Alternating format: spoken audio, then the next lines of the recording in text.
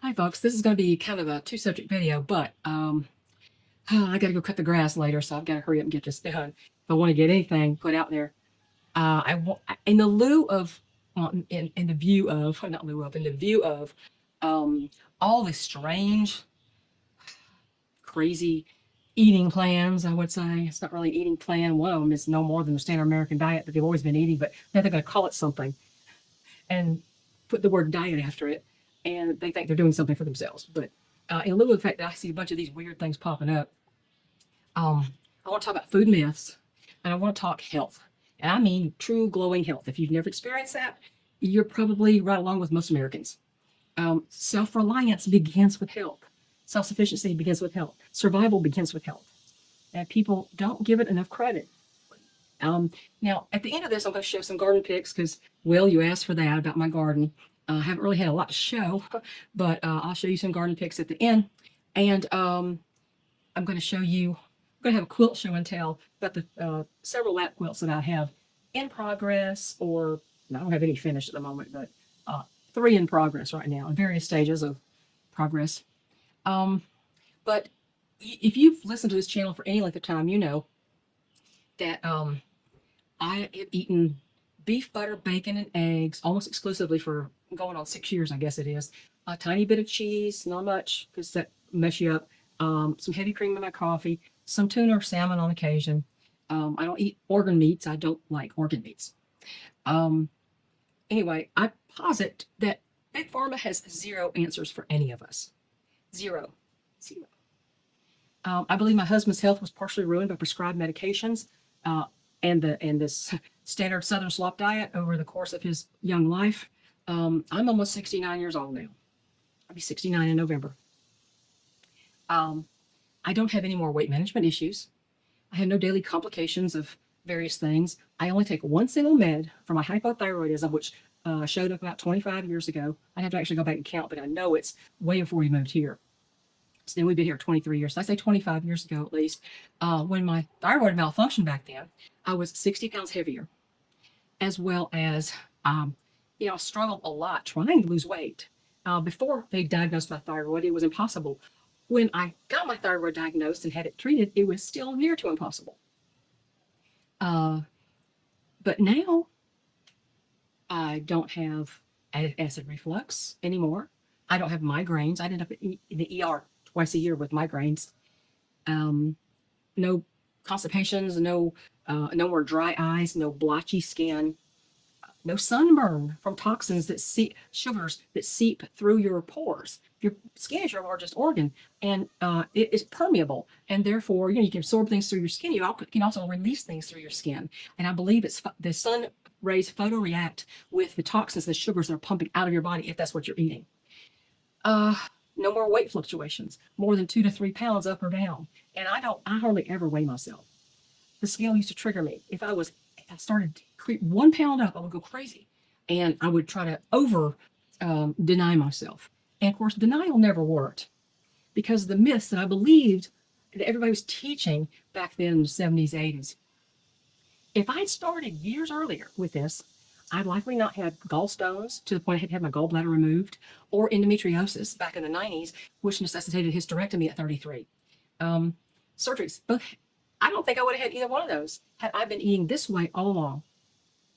And here we go. Food myths that are perpetuated today still. They started years ago, and they're continuing now. Higher LDL, the one they call bad cholesterol, which isn't even cholesterol, actually. It's a transport for cholesterol to the cells. Higher LDL is bad. Even if you're eating real food without convenience foods or fast foods, if you're eating all natural foods, convenient and get a protein and everything, they're saying higher LDL is bad. Studies prove that is absolutely opposite. It is not true. The second myth is that cholesterol creates heart disease. There is 0 correlation between cholesterol and heart disease. And even the American Heart Association has recognized that finally, but quietly. The third myth, calories in, calories out works. If you expend more calories than you take in, you're going to lose weight. Tell that to my younger body, who I would go down until it was like 500 calories a day, and I would not budge. You'd think I was starving. Oh, I was probably malnourished, but the weight on the scale was not moving. Okay, the fourth myth, that humans need carbohydrates for energy. Well, if you eat carbohydrates, that's what your body's going to burn. It's never going to burn the fat, the excess fat, ever. It'll go right for the sugars. And make no mistake, grains, breads, pastas, all convert as sugar in the body. Okay, if you don't have any carbohydrates, the body's going to go to your fat stores to burn for energy. Okay, here's another myth. Humans need fiber to stay regular. And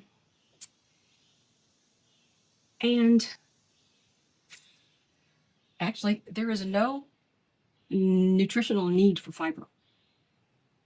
Absolutely. In fact, if a doctor tells you, well, if you have a hard time, if you're constipated, you should take more fiber, he just gave you the worst advice he could ever have given you. Okay, number 6, low fat, low calorie is healthy eating. No, I was very malnourished when I ate that way, and I was tired, and I was hungry, and I was always thinking about food. And actually, low fat, low calorie is what the sugar diet is. Keep your fats low. Eat your fruits and veggies, maybe a little chicken here and there. That's kind of like a standard American diet, even if you're not eating fast food. So just don't slap another label on it and call it healthy when it was how you got that way in the first place. Okay. 7th. Well, let's just stop there, okay? I don't get sunburn anymore. I never really got burned badly, even though I'm very light skinned and blonde, but toxins aren't seeping out of my skin. So, like I said about skin being an organ, toxins are seeping out of my skin. The myth about sunburn, I think I messed that up before. The myth about the sunburn is that the more sunscreens you wear, the better. The higher SPF, the better. Overuse of sunscreens, I believe, is leading to skin cancers. And I've seen some reports to that effect. So doing more, trying to do good, you're doing harm. Okay, and okay, now I've been doing this for years now. And at this stage of the game, I'm not 100% carnivore. I'm mostly carnivore, as you witnessed, beef, butter, bacon, and eggs. But I don't eat any sugar, and no grains, and no seed oils, and I don't eat fruit unless it's in season. I eat a homegrown tomato slice on my burger patty in the summer. A handful of blueberries off of our bushes. They're loaded right now. And, our Crowder peas, our homegrown Crowder peas, actually originated at my grandfather's farm many years ago. And it kept getting passed on, and I've seed saved from those every year I've grown them. And I lost them this year, but I finally found them, strange enough. My husband put it in one of his keep safe places. You know how that can go sometimes. But whatever we eat off of carnivore, I don't grow out my own beef, okay? I could grow a calf out on my land, but it's not fenced. And right now, with everything I can't get done as it is, there's no way I'm going to be able to fence it to grow out a calf. Have one process. I don't think processes are even, I think they're like years out before they can get to you anyway. But the food that we're eating, aside from the beef, is food we grew ourselves in that chicken poop enriched soil from our barn, from our own chickens who eat the best foods and free range. I've actually had to cut back on my vitamin D3 supplements because it was way too high. Now that's a rare occurrence, let me tell you. But my vitamin D, last couple of times was way too high, and I believe it's because I eat a lot of grass-fed beef. Cows that are out in the sunshine, absorbing the nutrients from the sun, and getting all the benefit of that. Oh my gosh! I just realized the deer came and ate all my daylilies. I'll have to talk about the deer in a minute. Oh my gosh! Thanks a lot, lady. Oh, look at deer. But I had to cut back on my vitamin D3 supplement. I was taking vitamin D3 K12 combo. You don't take calcium with vitamin D. That can lead to calcium buildup in your body, plaques, and you don't want that. So I don't take calcium. Although they advised me to many years ago, and I was doing that for a long time, I finally found out you shouldn't have been doing that. So I was taking D3 supplements. It's 5,000 international units of D3 every day and 100 milligrams of K2 as in a combined tablet. And I had to cut back. And I cut back by half. I'll say one every day. I cut back by half after my first report. The doctor said, this is really high. It needs to get down to below this. I forgot what the number was, below 100 or something. It was like 123 is what it was, if I remember correctly. And it's because I'm eating grass-fed beef. Plus, I'm out in the sunshine quite a bit, just in and out, managing the homestead, going to the barn, going to the gardens. And so, I get a lot of natural vitamin D. And so I've cut back even further. Now I'm going to see what happens next month when she takes these readings and sees if the vitamin D levels are even further. So I'll take it two times a week now. I may have to quit it entirely. So anyway, there's no really need for supplements. I do take the D3 and the K2, and I'll take zinc when I try to get rid of phlegm and whatnot. I've been taking zinc. I'll take that till it's gone. I won't take any more. So that's that. Hang on. Sorry, interruption. Okay, now a lot of benefits from eating this way. A lot of benefits. And you remember when the tree literally fell on me, actually hit me, and threw me on my back in October 2021. It broke my left leg straight across both bones. I had to have surgery. And I healed so fast. And I did my own physical therapy after that because of the, I fired the COVID vax nurse would come into my house all the time, and I said, no thank you, I don't need you. And I did my own physical therapy, but the surgeon was so impressed how fast I healed at my age, and considering I supposedly have severe osteoporosis, he was astounded how fast I healed. He said that was a bad break, and so I didn't even pull a muscle when that thing hit me. Literally didn't pull a muscle. That's the craziest thing. I didn't realize that until later. I went, gosh, I didn't even hurt. I didn't pull a muscle. I just broke my leg. Just broke my leg.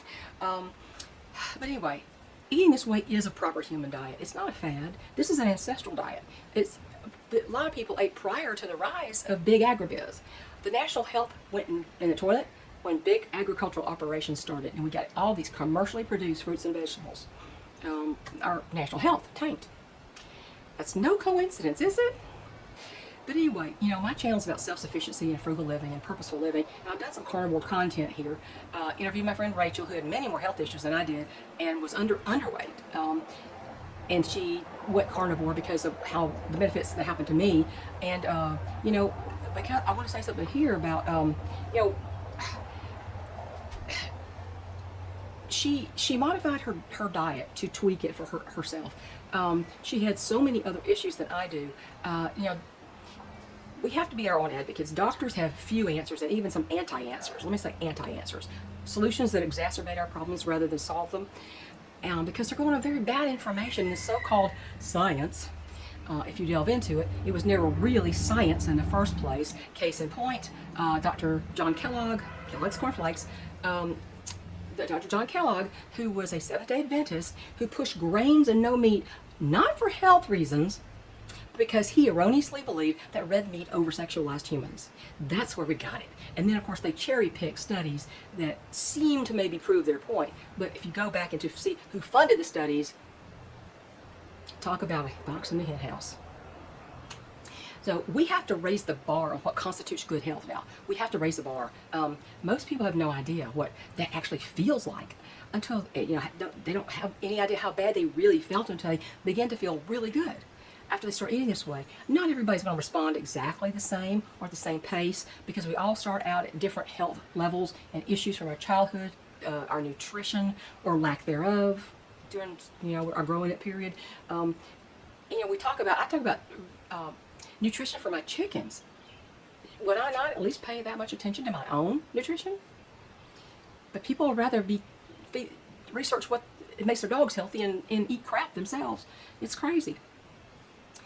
Even the veterinarian, veterinarians are going to ask you, if you got a dog with problems, well, what are you feeding him? See, they go right to it. The other doctors, human doctors, they rarely even ask the question.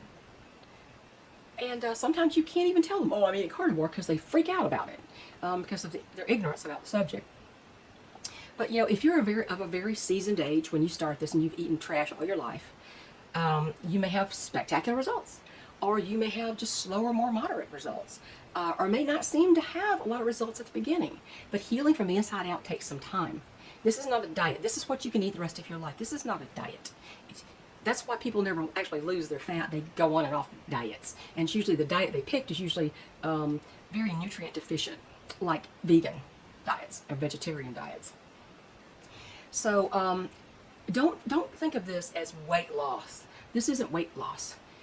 That's why people are taking Ozempic. They don't care what the weight is, even if it's half their lean muscle mass, which happens with GLP-1 medications. This is eating carnivore or ketovore or ketogenic. As long as you don't go the keto snacks route, you know, it's keto this and keto that on the shelf. Don't touch any of that stuff. If they're eating the proper way, it is a proper human diet. It's not a diet at all. Technically, it's a health restorative way of eating that will regulate your weight when you're truly healed. And some people will never have that extreme, weight regulation. It may take a long time. I've been at this almost 6 years. I had 2 very long plateaus, but I didn't obsess over it because I knew it was going to work and I trusted the process because of the success everybody else has had. Well, not everybody, but most people have had, because we're not all the same. We are all human beings. We're all the same species. And this is a proper diet for everybody. It's just that some of the issues may be reactions from medications that you were currently taking or you used to take, or just the condition of your body in the first place may have a lot to do with whether this works well for you or how well it works. So I just wanted to say all that. So let's talk about some quilts a bit, okay? I have 3 in progress, all lap quilts, though not all the exact same size. And I'll tell you, 2 of the patterns that I used came out of this book. Now, I've been quilting for 40 years, and I have almost always designed my own quilts. But 3-yard quilts, go to Fabric Cafe on YouTube. That's their YouTube channel. They have patterns you can buy. They have these booklets you can buy. For instance, this is Make It Easy with 3-yard quilts. It is, and it tells you how to make them bigger as well. And this is just the greatest book by Donna Robertson. And it's not just this one. They have many of these. And I picked one that had one particular pattern that I really wanted to try in it. And I've made a second one, and I'm going to make a couple more. So let me start out showing you. But if you're a beginner quilter and you don't know how much fabric to get and blah, blah, blah, these people will tell you 3-yard quilts. You can't make a giant quilt with 3 yards, but you can add a couple more yards. They also have 5-yard quilts if you want bigger quilts. But if you're a beginner, start with a lab quilt or table runner. But these books have the best instructions in these. Best instructions. This is one of the ones I made, and I will show you mine right now. It's kind of a 3D pattern. Some of these blocks jump right out at you because of the selection of the fabrics. That tells you how to select your fabrics. It's really simple, generally. You have a focus fabric that's usually got a lot of, it's kind of louder, it's got a bigger print or something, a focus fabric, and you pick 2 colors out of that fabric, make one very light and one very dark for contrast, and then you'll get a 3D effect on a lot of these quilts. So I do highly recommend Fabric Cafe. They have individual patterns, not just ones that have 8 in them, because you might not like all of these, but if you have a pattern, they're like $5.99 a piece on their website. So this is not sponsored. I just had a good time with this, and I thought, my life is so hectic and so crazy and chaotic at the moment. I want something easy. Me and Rachel have been talking about it. We like easy. Right now, we need easy. So let me show you what I've done. Now, this first one I didn't do so well, okay? This didn't come out of this book, and I can't remember the name of the pattern, but it's one of their easy patterns. And it didn't exactly work out as well as I wanted it to, mainly because my 2 other fabrics besides the focus fabric didn't have enough contrast, and they're too close in value. I didn't realize that because my house is kind of dark, and unless I have a bright light, I won't know. But I haven't even done anything to make the top on this one. Let me pull this thing back a little bit.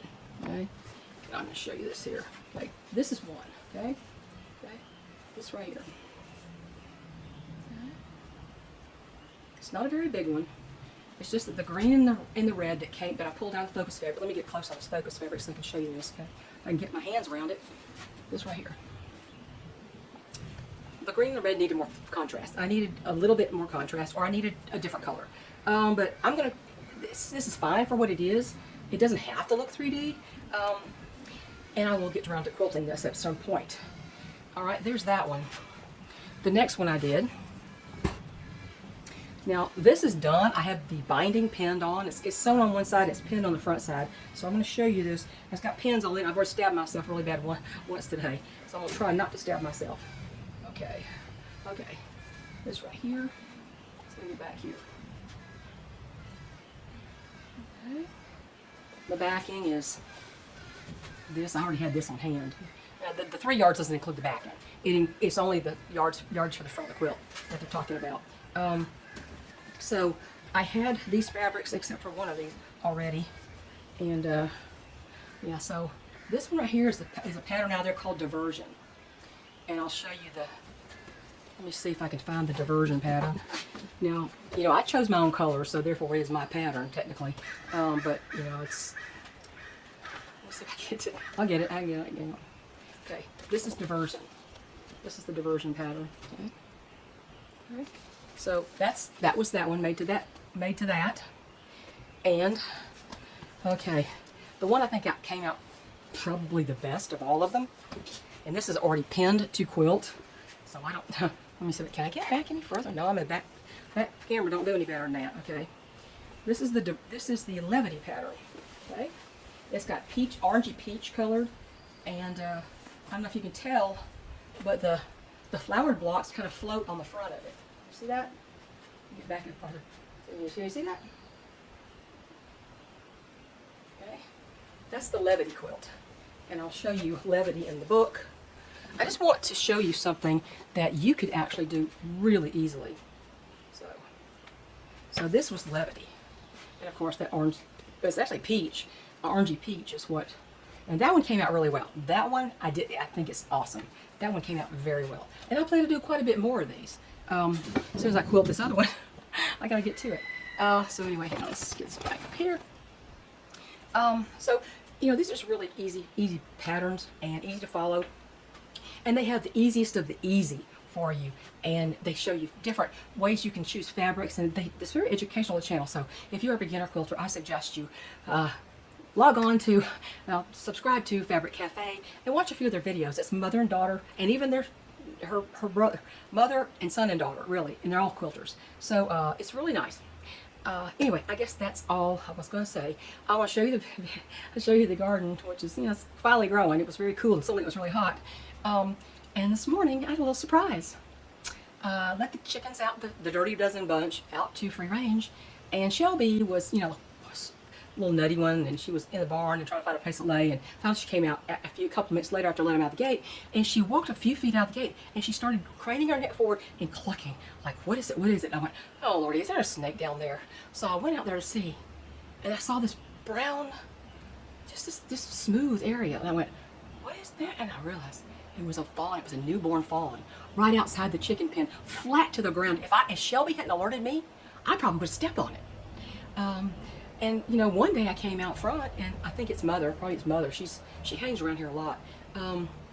She was 20 feet from my bottom step, but I was outside and went, well, hey, she was laying down, relaxed. I said, well, hey, lady, how are you doing? And she just looked at me and just, it wasn't at all alarmed, 20 feet away from me. I'm like, wow, are you in labor? Are you in labor? Because I thought, I've seen a lot of pregnant does around here. You can tell their belly's kind of big, and you know, obvious signs of pregnancy with a doe, same as humans. And yeah, she just stayed there and listened to me and didn't care until finally the cat decided he was going to run down the steps, and then she stood up and walked off. That may be hers. And this morning we found that baby. I took a picture of it really quick, and now I'm going to show you a picture. I stand about 5 feet away. It was like frozen. It was not moving, and it was so tiny. And I said, we need to leave and let Mama come back and get it, because she probably, I'm seeing a lot of deer have their fawns inside my perimeter fence now, and they feel safe here for good reason. There's half of them are so friendly. It's like, you know, we're just the people that live here. That's their forest. But anyway, a while later, my husband said, oh, there goes Mama. He saw her walking down the driveway with her baby.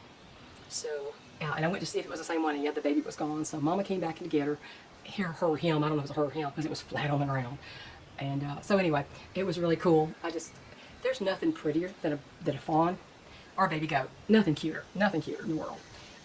But don't assume that if you find a fawn by itself that it's abandoned, because moms always leave them to go forage and they come back. And so babies just hunker down and they don't move unless they have to. So anyway, it's very cool, and well, that's a very cool thing. It's very hot here. I'm dying. I got to go in the house. I just want to come on here because honestly, I've got so many things going on. My husband and I started our fence down there. He pounded in 6 posts, and that's all he could do. We need to pound in about 25 posts, and he could only pound in 6. And I can't pound them in because these are 6-footers, and I have that thing you put over the end of it, you know, and I can't lift it up that high. It's very heavy, and I can't even. I mean, I could probably get it up that high, but I wouldn't have any control. I'd probably drop it on my head. And so he got 6 posts, and he said recover for a week. And I said, go get these guys to do something. You know, call these guys that we got told about that do stuff for $12 an hour. You know, people recovering from alcohol and whatever, alcohol and drugs, and said they don't send out anybody that's not reliable. They only send out the best people. And I said, call them. $12 an hour is nothing. And of course, he hasn't. So that project is not going to happen for a while. I'm still trying to get it done. What else? I don't even know what else now. Oh, my front steps. You know, he started sanding the rails. He goes, this is going to have to be scraped. And I'm like, okay, well, scrape it. Scrape it. We had to secure the steps were wobbly. The rails were like this. And so he secured all the steps with big, long screws into the step. And I need to paint it, but you know, I sand that too. This is project after project. So this is the way it's been going. I haven't been watching a lot of videos from my normal subscribed channels, and I know I thought, well, every once in a while I have to offer somebody something here, or they'll just disappear when I quit making content. But you know, if something's got to go in my life, it's going to have to be content creation. My real life comes first. Much as I think some of you are cool and awesome people, and you know, you've been with me for years and years and years, and I'm so grateful to see your names up there every time a video comes up, even if it's very few and far between. You're always back, and I thank you for that. Very appreciative of that. But you know, my life is just, you know, I've got so much stuff to do. I'm trying to make quilts to keep my sanity. Things are crazy now. There's a Iran thing, and I don't want to go there because I can't do anything about it. So y'all have a good day, and I hope you enjoyed the quilts and enjoy the garden pictures and the fawn. Oh my gosh, it's so adorable, so beautiful, such a beautiful animal, a deer. If they look like warthogs, they wouldn't be overrunning the country. People just think they're beautiful, and they are. But they are very selfish. They don't share. As witnessed by all my daylilies, my double bloom daylilies, all being snapped off right below me. So Mama came and had a snack and got her kid and left. Oh, take care, everybody. Let me know what's going on with you. At least my rain stopped for a few days, and now we're in a blast furnace. Bye, y'all.